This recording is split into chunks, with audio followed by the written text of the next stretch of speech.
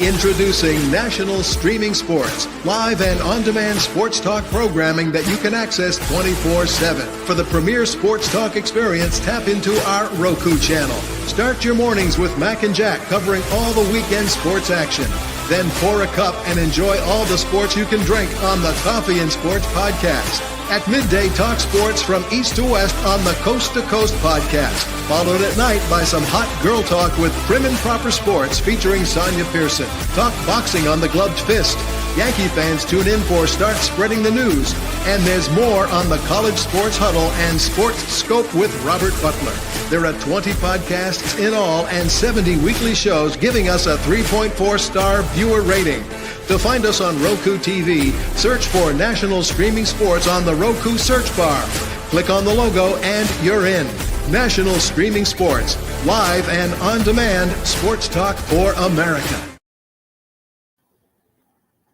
I'm Mac, CEO of National Streaming Sports Network and the host of the Mac and Jack Sports Show, and you're watching Our Lady of Sports, Sonja Pearson, host of Prim and Proper Sports.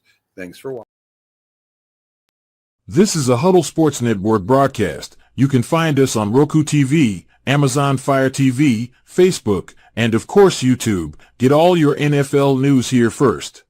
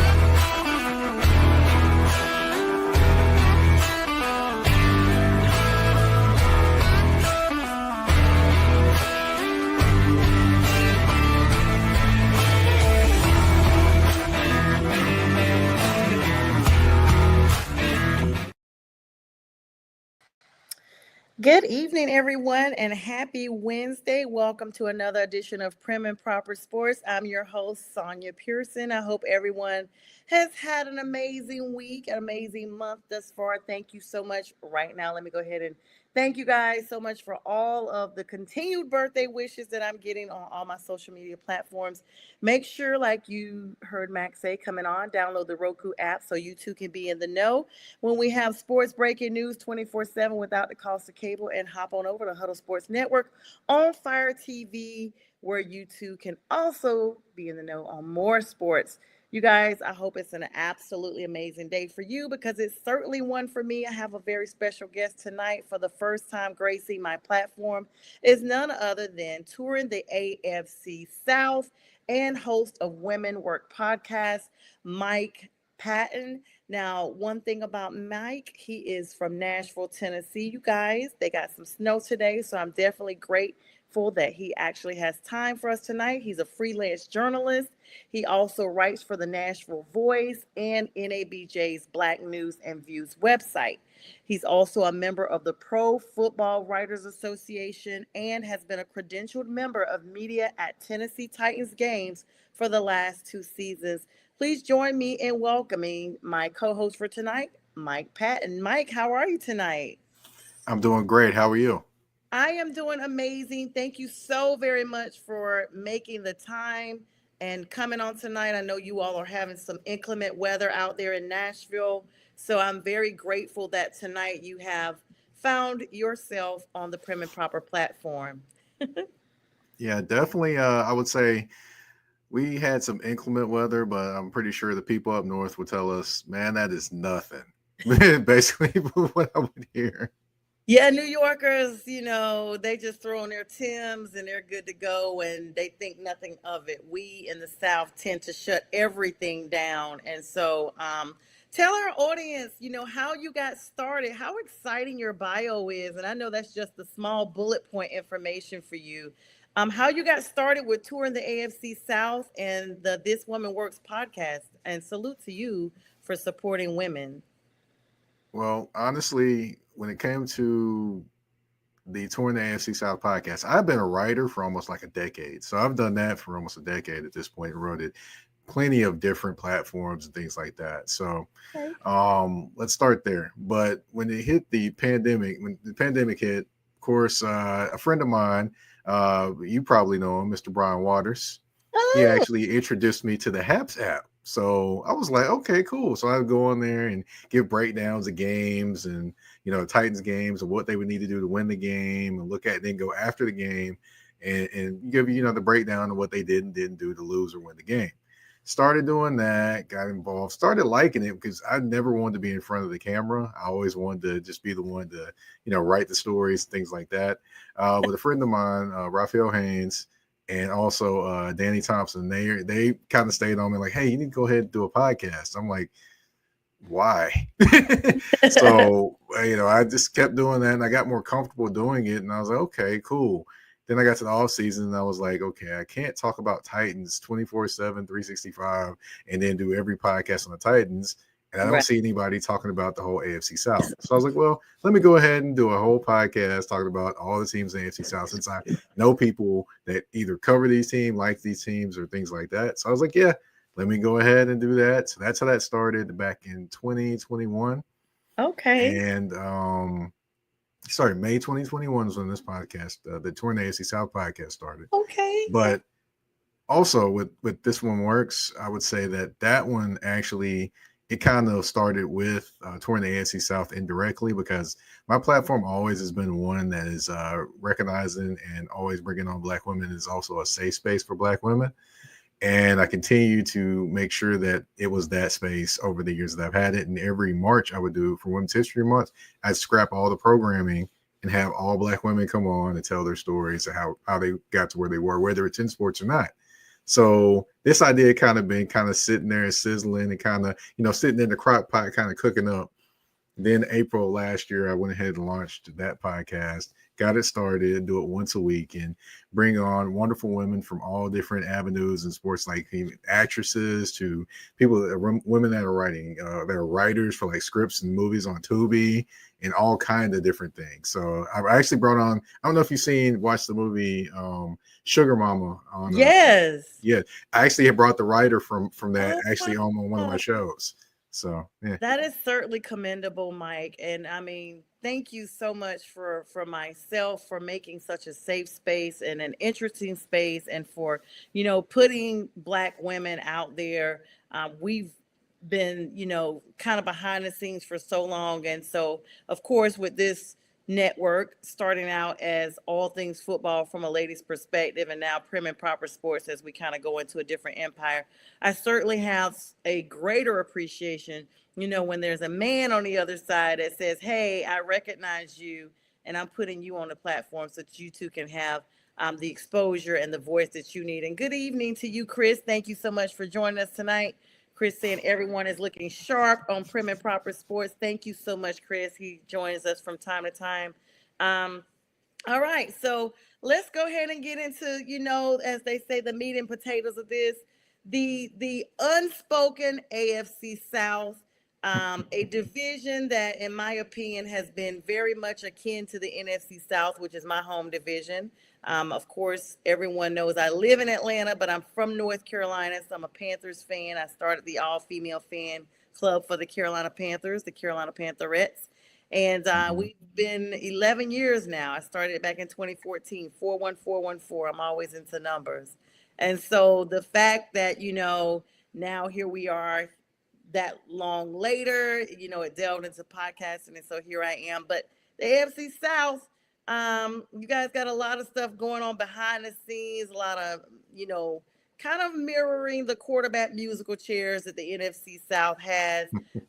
What would you say as we greet Pink Fanfur? Shout out to Pink Fanfur. She is the voice, the image, the everything behind all the reels, the promos, the advertisements, and the media outreach for all of my guests. Thank you so much to you, Pink Fanfur. I know you're working tonight, and you guys check her out. She just did a spinoff of this network as well. She and I sat down on Monday and had a Prim, Proper, and Pretty platform. She's also speaking of super fans everywhere. So she says happy Wednesday to me and to you, Sir Mike, as well.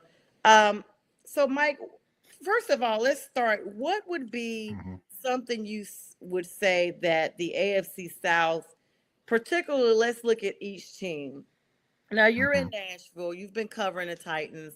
I like the Titans. I'm not a fan, but I like them. I've gone to two games when the Panthers played them, and they have a very nice, receptive fan base. It's not super crowded. It's kind of akin to how Carolina behaves. They were very nice, very receptive. But you've been covering some of their games. What would you say that the Titans need? Looks like Will Levis started out looking like he may have been the answer, but as time has worn on, maybe he's not. Then you guys got rid of Derrick Henry, sending him to the Baltimore Ravens. We thought that was going to give Lamar Jackson the edge he needed to get to the Super Bowl. Came so Mhm. close, but not yet. What are your thoughts as we start off with your home team, the Tennessee Titans? Well, they need a lot of things. I will say that with the new salary cap being dropped and it being actually Yeah. overestimated how much they're going to be able to spend, I'm pretty sure Titans fans are very happy. With the number one pick being held by the Titans, a lot of people want them to take Shador Sanders from Colorado or Cam Ward, but they're from University of Miami. However, there is the option of trading that pick and getting more picks. Now, the general manager has said he wants a lot of picks. And the best option for that would be to trade the pick to get more picks. But if he does that and then doesn't get a quarterback, are fans here going to lose it? Probably. So, it's just an interesting space for the Titans, which they spent a lot of money this offseason. I think Rand Carthon got fired unjustly because I'm Oh, like, they all made the decisions to bring in the players. They like to use the main word collaborate. yes, They like to yes. use that word a lot.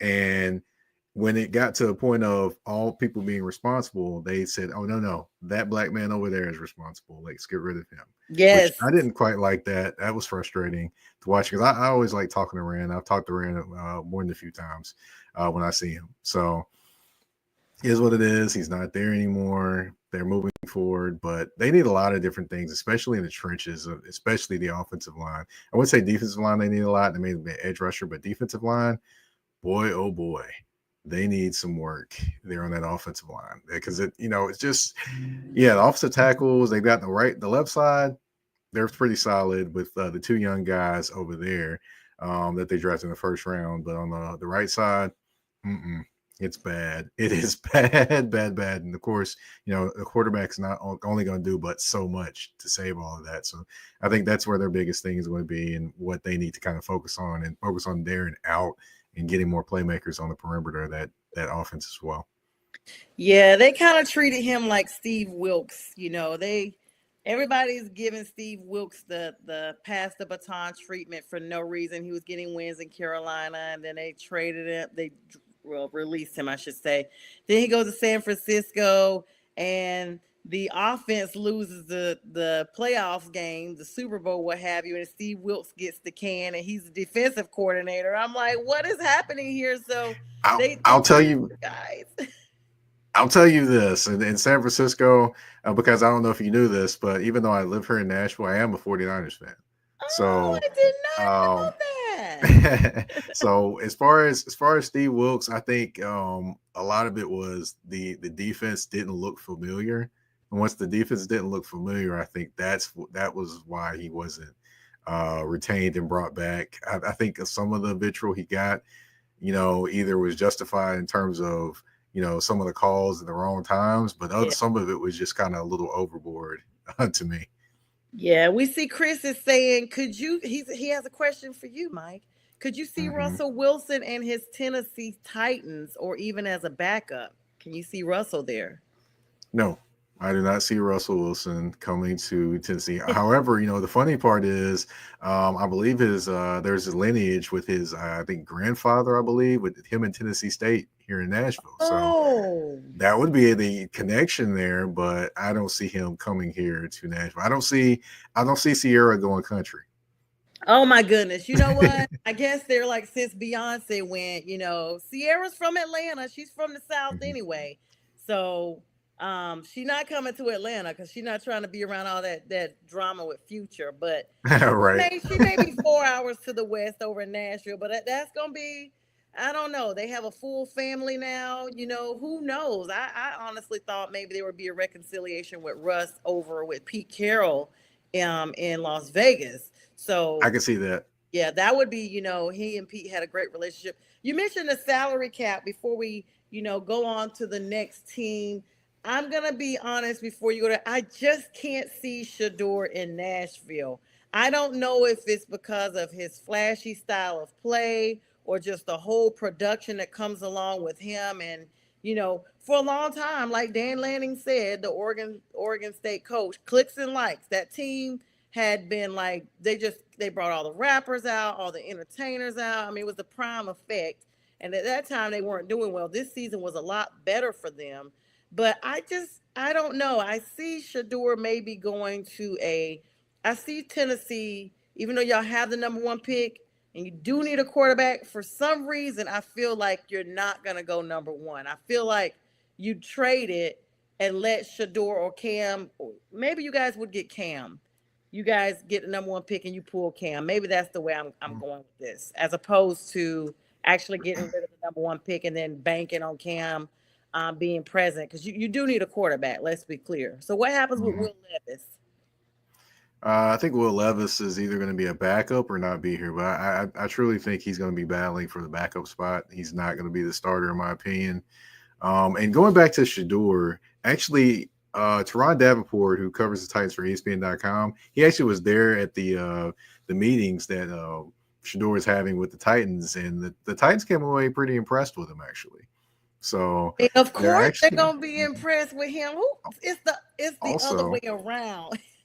also I would say this is that his dad was actually he actually FaceTimed his dad so his dad could be present with the talks as well. So they all were actually present there with the talks. So I don't think he's not I don't think he would be thumb his nose up at coming to Tennessee, to Nashville, to play for the Titans. Actually, I think he actually does like the organization. And then also look at Brian Callahan, which he's also coached Peyton Manning. He's Mhm. coached Joe Burrow as well, among many other quarterbacks that he's coached. So I think with that lineage and things like that, I think actually Shador would actually fit pretty good here. Cam's more of the wild card because although Cam is very skilled and done a lot of different things, he's viewed more as a guy that's going to take a little bit more time to develop as opposed to Shador.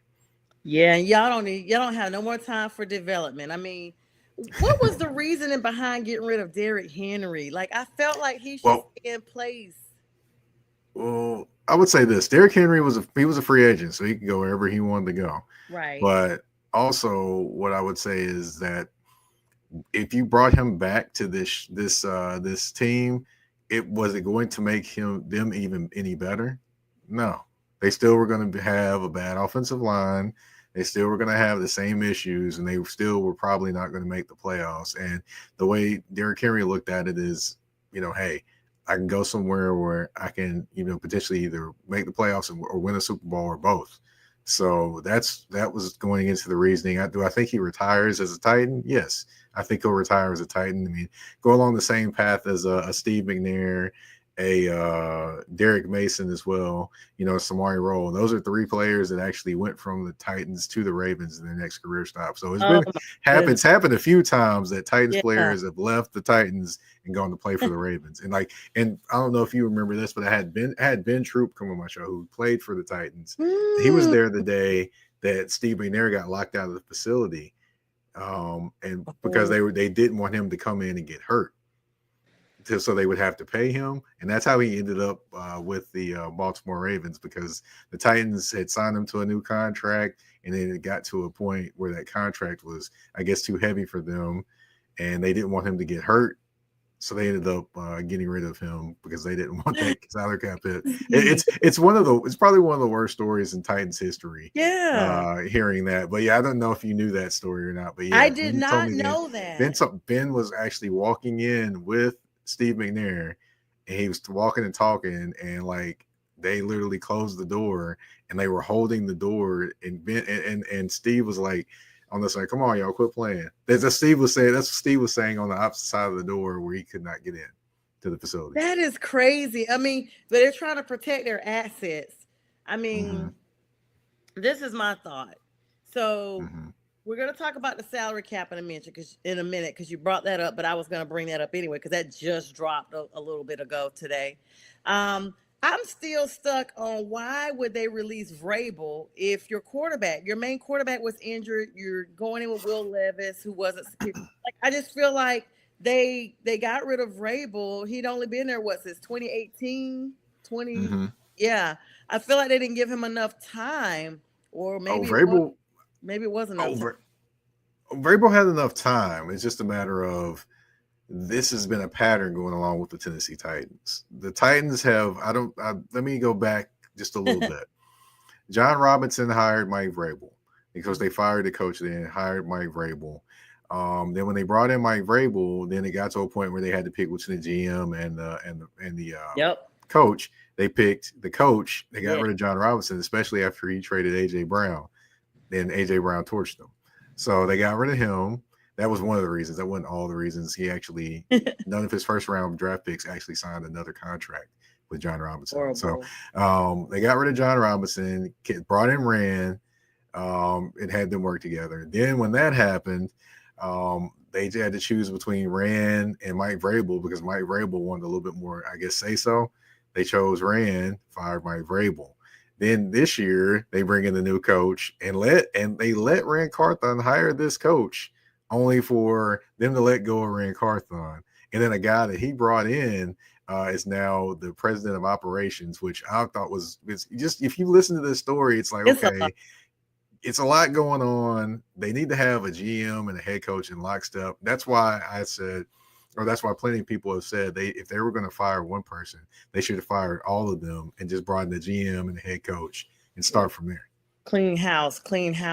I mean, I guess it all makes sense now. So, of course, good luck to the Titans. The NFL did today come out with a new salary cap. 2025 per team salary cap is now it's going to fall in a range of $277.5 million all the way up to $281.5 million.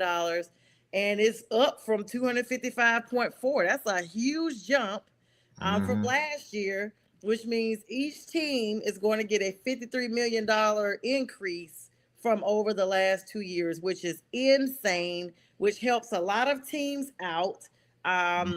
I mean, you got teams Houston Texans for sure. Right?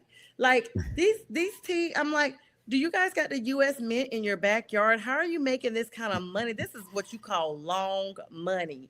And I mean, it's insane because last year's salary cap was an issue. This year, they're like, okay, not only are we going to bail you guys out for all y'all worried about moving these people around, some quarterbacks that are possibly going to be released and probably still will be released, but now we're going to give you some extra money on top of that to help you out with that. I mean, will that also affect, well, that's a silly question. How will it affect getting, like, say, veteran players to assist in Tennessee before we move forward from Tennessee? How will that help you guys? Like, is there anybody out there that you guys have had your eye on that you're like, I know we really can't afford him, but if we move some pieces around and now we got this salary cap increase, we could probably go after this person? Now, one person they could go after is potentially a Trey Smith. He is from Tennessee. He is the guard. He was the guard for the Kansas City Chiefs over their historic run so far. And he's a free agent, and they're not going to franchise tag him or anything like that at all. So he would be available. He'd be a guy they would look at. Another guy you look at is Will Fries from the Indianapolis Colts as well. He's a top guard also. So those two guys are looking at that salary cap jump, and they're rubbing their hands together like Birdman because they about to get paid. Yeah, let's move on to the Indianapolis Colts since you brought them up. Anthony Richardson, kind of out most of last season, in and out, but performed decently.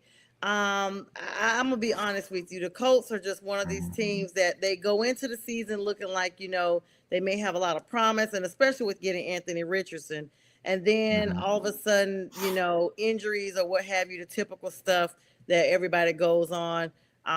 It's just one of those things that, what do the Colts, I know you're not going to root for the rivals, but what do they need, you know, going into this next season? I mean, they're clearly going to stick with Richardson. I think he's coming to the end. Is it the end of his rookie contract? Or it's close to it. He may have one He's more a year. he's getting year 3, and there's been no news of talking about them picking up his 5th-year option, which I expect them to. But this is a critical year for him. Yeah, so Critical he year. needs to perform. He doesn't need to be out with injuries because he's been out. I think 2 Mhm. of those seasons he had injuries back to back and only came back. And I just remember thinking like, okay, they had made news that his last time he was injured, he became a dad. I'm like, oh, okay, he's injured, but out here procreating, making your family. So you need to hurry up and get back to playing football, sir. That's what you're getting paid for. He'll figure it out. But the thing Yeah. I would say is last year was kind of like his rookie year anyway, because his entire rookie year he missed. He got injured against the Titans, Yep. hurt his shoulder on when he got tackled, and he was out for the year. So this pretty much was his rookie year, in my opinion. But as far as the Colts, they've got to get out of the thinking of we got to re-sign our own players. I Mm-hmm. totally understand it. I get it. But you got to step outside that box. Chris Ballard has been bad about that. And then when he does step outside the box, he goes for the bargain basement guys as opposed to going and get guys that can see hope. But, I will have to give him somewhat of a reprieve. He did try to get Danielle Hunter before the Texans got him.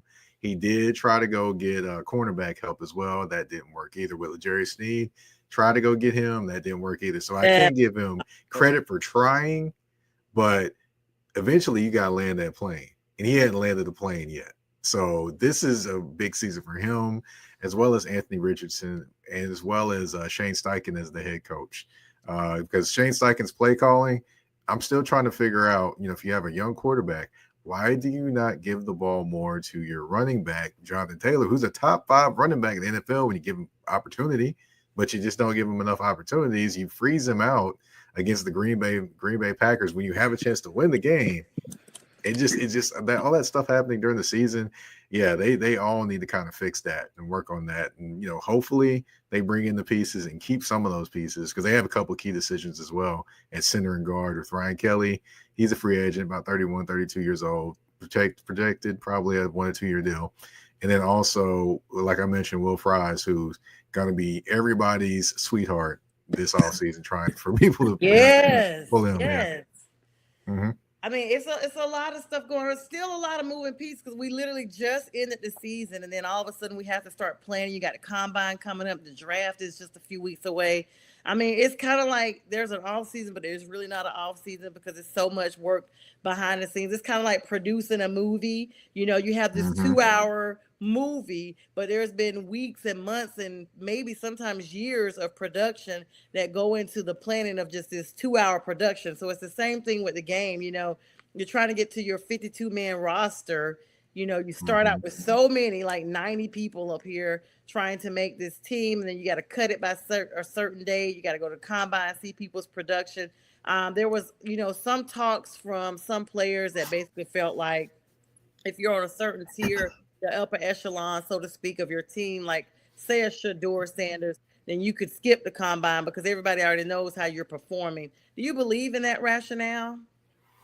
I do, honestly. I mean, you don't have to. The thing I look at is if you know you're going to be a top pick, why am I going to go out there and do these things to kind of bring that down? I don't have to. If you do go do that, that's fine. You go throw and all those different things, but you don't necessarily have to, because, I mean, your draft status is what it's going to be. The only thing that people can do is try to throw chinks at the armor at this point. I mean, because with the Cam Ward, with the Shador Sanders, they don't have a ton to gain on the field, in my opinion. It's more off the field, I think, in terms of, getting comfortable with the coaching staff and the organization and things like that. Guys like maybe a Kyle McCord or Will Howard and guys like that. Yeah, they got some work to do. They got to show up on the field. But yeah, there's different tiers of different folks. And yeah, you just not much you can earn if you're or earn from it, on the field if you're a top prospect already and you're already pretty much sewn up to a top 5 or 10 pick. Yeah, if anything, it may, subject you to injury. We've seen that happen, Mm-hmm. a small slip, and next thing you know, you got an Achilles issue that you didn't have, and you've been trying to, preserve yourself, kind of like you mentioned, Stephen, there earlier, preserve yourself for the game. And hello to you, J Train. And we have a question. I kind of want to hold it till we go through all the questions. I'm going to pin it for now, and then I'm going to come back to it. So, Chris, we'll come back to your question in just a minute because it is about the salary cap, but it's an overall question about teams, and I do want to kind of run through the South. Here we are at the 30-minute mark.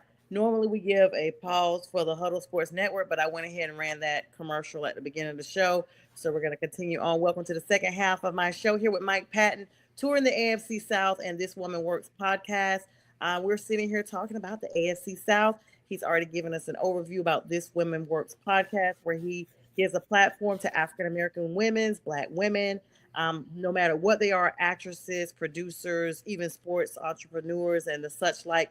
And so just a great guy. Make sure you guys, Mike, tell our people how they can follow you, how they can find you. I was literally going to tell everybody, hey, make sure you guys find him and follow him. I'm going to take the banner down so that they can actually see your handle here. Okay.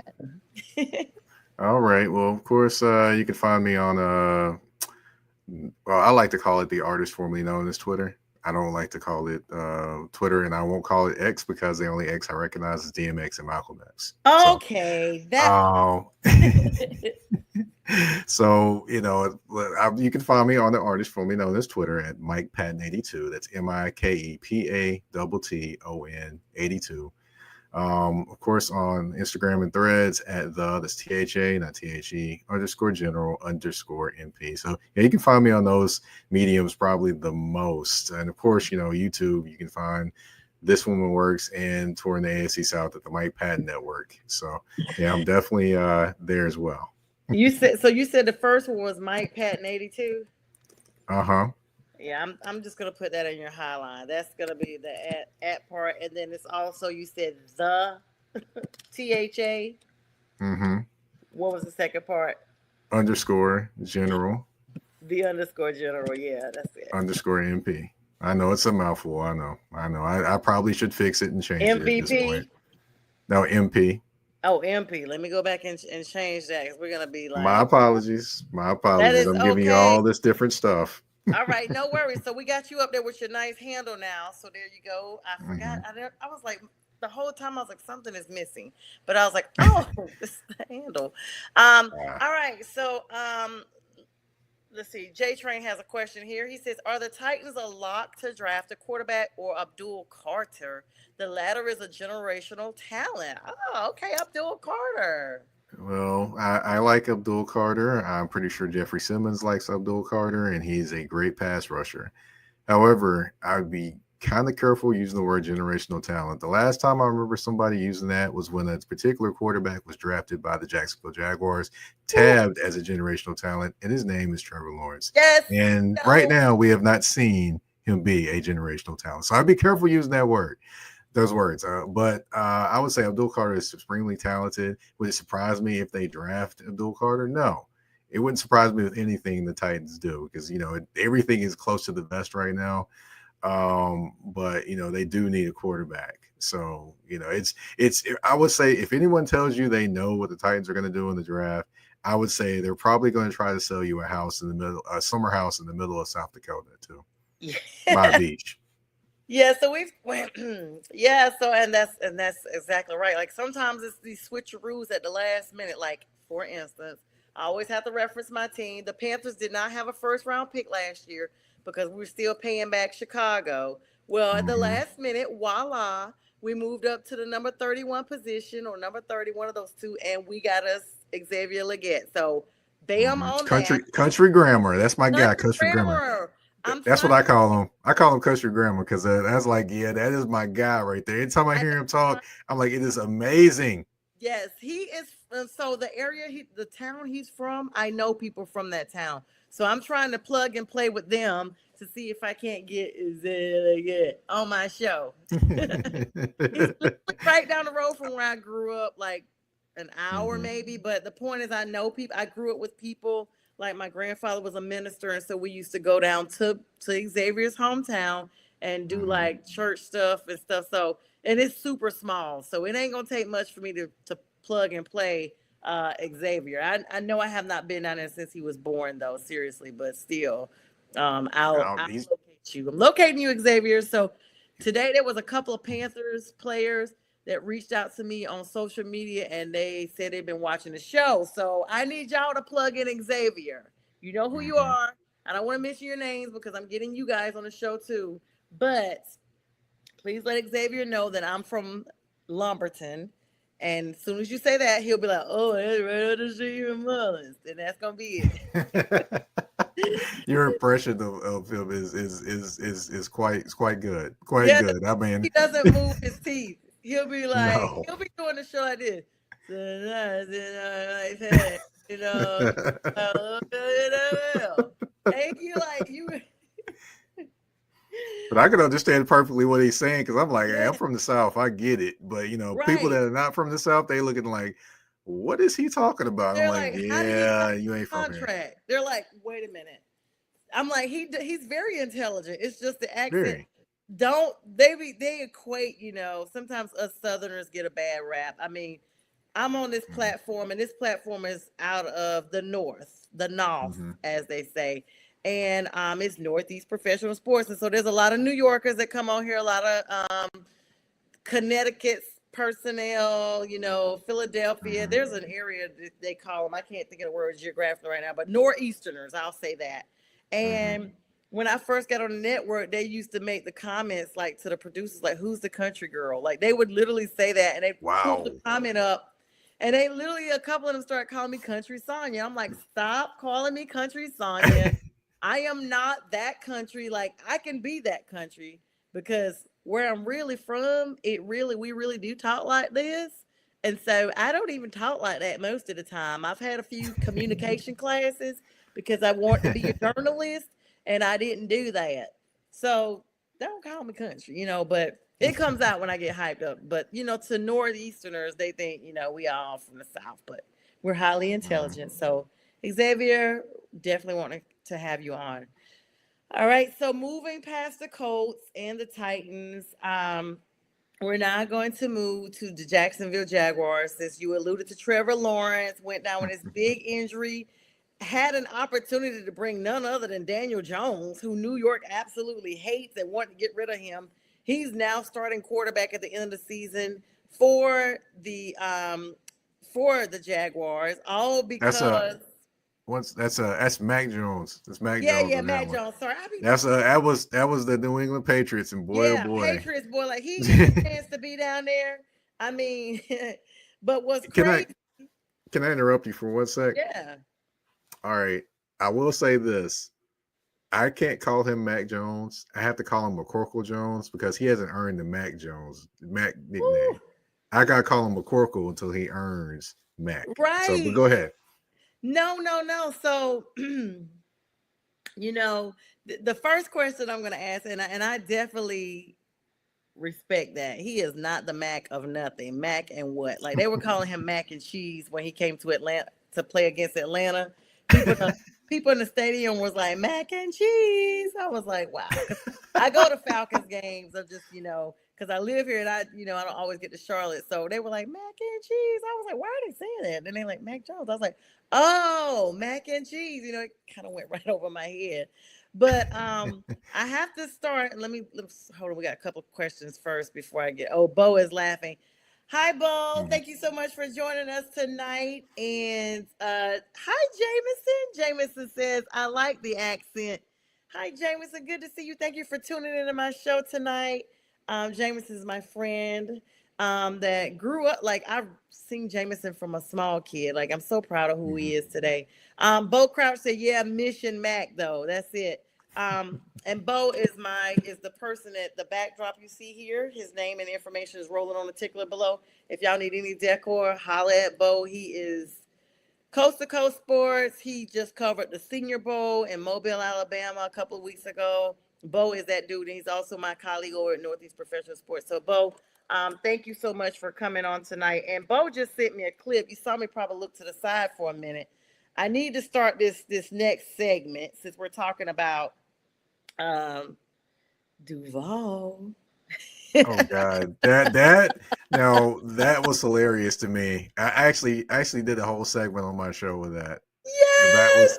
That was hilarious to me. I'm like, I don't know what this man was on. Maybe he thought he was singing the Love Boat theme. Wanted to bring it to Duval or something. I'm like, dude, how are you coaching a team in the same state? Like, and you don't even know Duval. I mean, they were like, let's get a good Duval. Everybody's like, rise up. Everybody gets that mantra. He's like, Duval. What? Yeah. So as a result, there is a list of head coaches that may get fired first, and he is amongst them on the top level. I don't know if it's just because he came in there saying Duval or what, but they've got Ben Johnson, Brian Schotten, whatever his name is, dude from Dallas is the offensive coordinator. Yeah, Schottenheimer. Just got promoted, yeah. Mm-hmm. But Liam Cohen is there. So we're before we get anybody else, because Liam is the one that we're talking about right now. Mm-hmm. First of all, Trevor's got to get healthy. They gave him all this money to stay with this team. It seems like quarterbacks that hold out for these big contracts, Dak Prescott included, all of a sudden the first year they hold out for all this money, they go down with a season-ending injury. I don't know what it is. And, Trevor was paid quite handsomely and does not have anything to show for it. And now you're adding a new coach, Mr. Duval himself. And so if you guys don't know that clip, like, I should have pulled it up. That is hilarious. It's still funny. I mean, so if you don't know, everybody in Jayville, they don't even call it Jayville. They're like, Duval.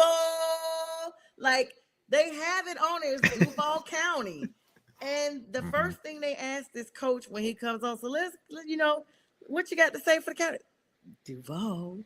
Sir, are you whispering a secret? So y'all pull that clip. It's super funny. But now Trevor has Mr. Duval himself as a head coach. Mm-hmm. No longer the experience. It was Doug Peterson, right? Yep, Dougie P. Crazy. That's crazy to me that you got rid of Doug Peterson, who was with the Eagles for so long. And I think Doug got a ring, right? Doug got a ring. He definitely did. But I can tell you, it wasn't all sweet in Jacksonville. I saw. Or I could tell you the backstory of that is the reason why they got rid of him is because, of course, he wouldn't take over the offense from his boy Press Taylor. He was going to let Press Taylor, Press Taylor is actually the brother of Zach Taylor, the head coach of the Cincinnati Bengals. I didn't even put that together. Yeah, he wouldn't take the play calling duties away from him with the offense struggling. So that helped to get him fired, basically. And then plus he was getting cold in media and all those different things too. It just to me, that was the biggest reason I think he got fired, and the team just was like, eh. But he thought he earned his stripes, that he thought he could do that. You can't be insubordinate when you still getting the money. He's literally being like, I'm gonna run this my way, is what it sounds like. Yeah, he wanted to run it his way, and it's more the fans that were asking for that as opposed to the team. But yeah, Trent Baalke definitely wasn't necessarily yelling from the rooftops about everything, but he had to. I'm honestly shocked that Trent Baalke stayed as long as he did either. But This team actually it has talent. This team has talent. They just can't get going in the right direction. Like, I'll give you an example. Last year, there were people that were thinking they were going to challenge the Houston Texans for the top of this division. And I told them, I was like, look, they are talented, but they are Jacksonville. Yes. That's really the answer I gave every time. And when I told people that they would finish last in the division, people were looking at me like I was crazy. I went on 1010XL in Jacksonville, which is the flagship station. And I said, hey, they'll finish last in this division. And people were calling me everything but a child of God in the comments. And then towards the end of the season, look, They're right there with the Titans. They almost did. They had one more game, and I think it was against y'all. They had one more game that they were ahead of you guys. Ugh. Yeah, but the Titans would have won that game. They would have been they would have been in the basement, and the Titans would have been third place. That's crazy. Yeah, I'm looking at the standings right now. I mean, whew, I don't know. You guys, well, not you guys. I'm sorry. The Jaguars, Duval, was 3-5 at home. And yeah, they were bad. The top two teams, the Texans and the Colts, and of course we'll talk about the Texans. I didn't even mean to go in that order, but as we get ready to wrap up here the next 12 minutes, the time flies by. We'll talk about the Texans, but what is Jacksonville? First of all, is Trevor going to really be the long-term answer, especially now that you've brought in this new head coach? He's got to be. To be honest, they paid him well enough to be so. And then also his contract, I don't think it kicks in this year, but I think it's next year it kicks in. Or either this year or next year his contract kicks in and for his cap, which makes him a top 5 quarterback in terms of average pay per year, by the way. But he had some influence in this head coach coming in. So he had a little bit of input. So Liam Cohen is a talented guy. Oh, by the way, Liam Cohen, the connection he has with some of the AFC South already. He was actually the offensive coordinator for one Will Levis in Kentucky for 1 year. So yeah. Not even promising at all. And Bo says Lawrence does need to figure out the unassisted fumble issue. Yes, that was absolutely crazy. I'm going to say we talked about his contract. He signed a 5-year, $275 million contract before before last season, 2024 season. And so the breakdown is like, it's like you said, it doesn't even start until next season. He's going to be like up there with Joe Burrow. And so I'm like, okay, but that AFC North is another animal. The AFC as a whole. But yeah, Trevor's getting $500 million as a signing bonus, and $200 million is guaranteed. That is absolutely crazy.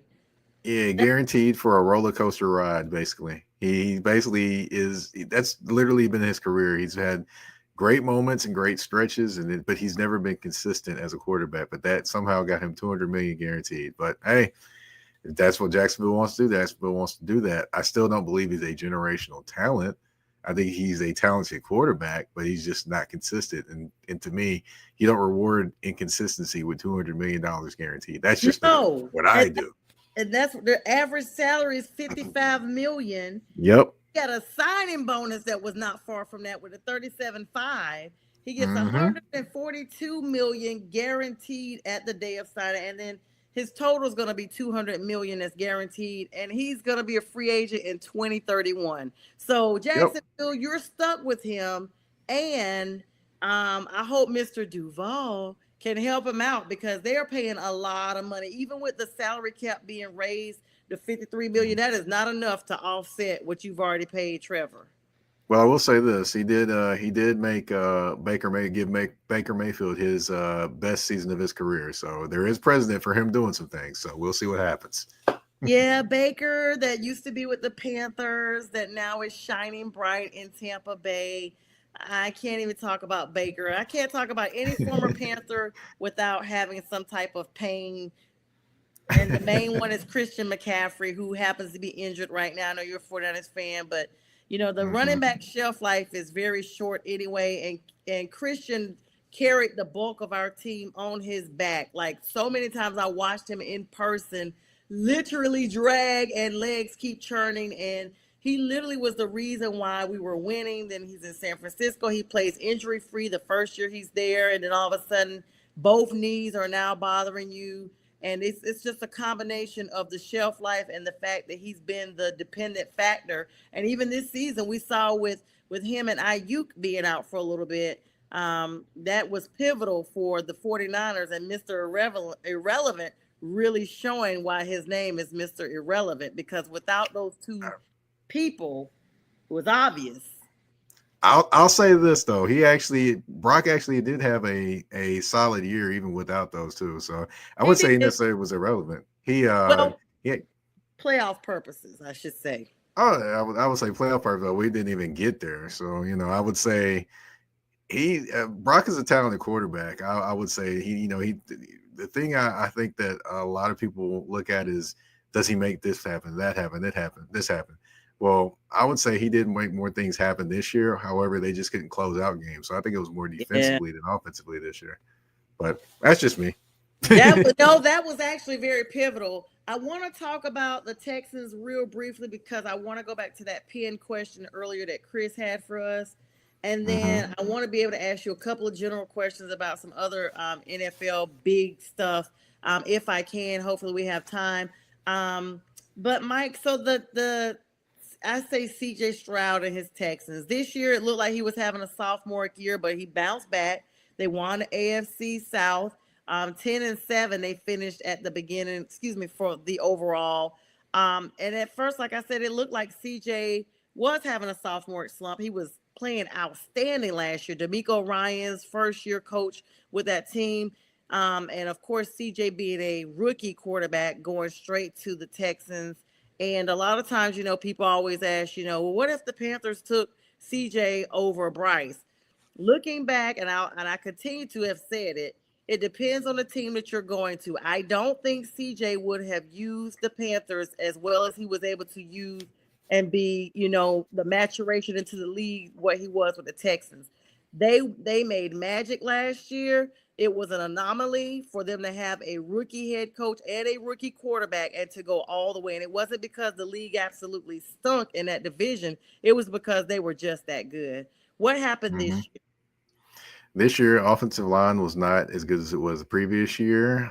You had health issues again at the wide receiver spot. I would say that's the biggest issues that they had. And of course, CJ at some points just not reading the defense as well. And it was just kind of mind boggling to some of the decisions he was making. So that's what I think is the biggest thing going this year. Joe Mixon was by far their best offensive player, in my opinion. Their most consistent. I can't believe they got rid of him in Cincy. I was like, why? They didn't want to pay him. Yep, and they suffered. You see how they ended up after he left. Like they needed him, but Mixon was a catalyst for them. What do they need going into the draft, if anything? O-line, and O-line. Also, they need an interior offensive lineman because they had a lot of veterans in there. They don't have a lot of young talent inside outside of their edge rushers. So that's would be the two things. The trenches. That's what they need to draft all day, every day, and twice on Sunday in this NFL draft. Yeah, I saw their secondary was suffering quite a bit. So they definitely need to try to reinforce all of that. Combine is going to show a lot, but the draft is going to show even more.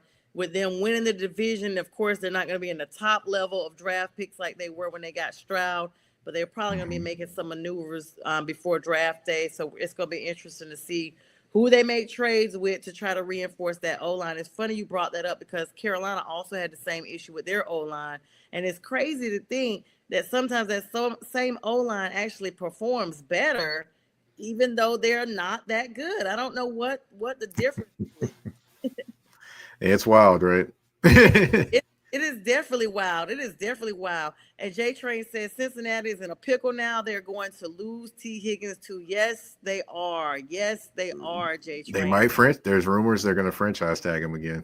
Oh my gosh. Let me go back to this question that Chris gave us. This is the pinned question. Chris, thank you so much for bearing with us while we ran through all these other teams. With an increase in the cap, are there any teams having trouble staying above the floor? That was Chris's question. No, because someone's going to overpay somebody to bring them in. So no, there's definitely not any teams that are going to have trouble staying above the floor at all. I mean, the only team you look at is Cincinnati, but Joe Burrow's contract, that's not going to allow that to happen. So there'll definitely be teams that'll be not have any trouble staying above the floor at all. I think that's more of an NBA issue as opposed to a NFL issue. Yeah, and I mean, like I said, they have money that's forever. So as we get ready to wrap up the last 5 minutes here, Mike, this has been absolutely amazing to have you on. It's been such a blessing and such a great sit down talk. Know that you have a an open invitation at any time to come back and join me on this wonderful platform here. Now, Aaron Rodgers, I have to go over to another AFC nemesis, not in the South, but in the North, as they say. Well, East. He's AFC East. Well, he was. He's AFC no now, so he's nowhere. These parts Aaron, unknown. these parts unknown. He's probably smoking or drinking or whatever they do with mushroom sheetikes, whatever they do. I don't know how to ingest those, but he's at some mushroom convention. I mean, he seemed to have some issues in Green Bay that they ripped the Band-Aid off after he was traded to the Jets. Unbelievably, Achilles injury, the first possession of the game as a Jet, which was insane. Then he comes in this season, does not really do a lot of preseason stuff with his team, but he's more so, hey, this is the sort of thing that I'm running. Like he kind of seemed like it was the me mentality, and then the Jets, like Gladys Knight, and then the Pips. But clearly, my thing was I thought he wanted to be Tom Brady so bad. He wanted to go get Devontae Adams. He wanted to get Adam Lazard and still could not make it happen despite having a very good team in the Jets. I mean, they had Sauce Gardner there. Hard Knocks did an expose on them. They were all lined up. What was the difference? What happened? Do you know anything? What happened as far as, Aaron basically getting the can? They wanted to go in a different direction. This offensive line was bad again this year, even with the reinforcements they brought in with veterans and things like that from Baltimore, I believe. I brought in 1 or 2 from Baltimore. But yeah, just their offensive line was bad. He wasn't necessarily great himself. And then combine that with the defense that Sauce Gardner had a regression this year, I would say. He was a little bit. He was doing more grabbing than he was actually moving his feet. Like I'm a former defensive back, so I'm watching his skills out there. Tell us that at the beginning of the show. That should have been on your bio. Yeah, I didn't play in the NFL, of course. I just played all the way through college. Played. I'm watching him, and he's doing more grabbing than he is actually moving his feet and using hand placement and things like that. And that's where I think he needs to go back to more of the drawing board of the technician that he needs to be at the cornerback position, as opposed to a guy that uses his raw physical ability, which I can tell he's using more of his raw physical ability than he is actually using his footwork, because he's not playing the position in terms of doing all the things you need to do at that position. Like, say if it's man-to-man coverage and you're on an island, you're going to be on the inside of them. You're not going to mess around, jump out the outside or jump head up on them. Of course, you're giving them a two-way go at that point. So to me, yeah, it's just more about being a technician with Sauce Gardner, but just overall, the Jets defense wasn't the same. And as far as the offense, they just had issues protecting the quarterback and running the football, which if you can do neither of those things, then you're going to have problems all the time.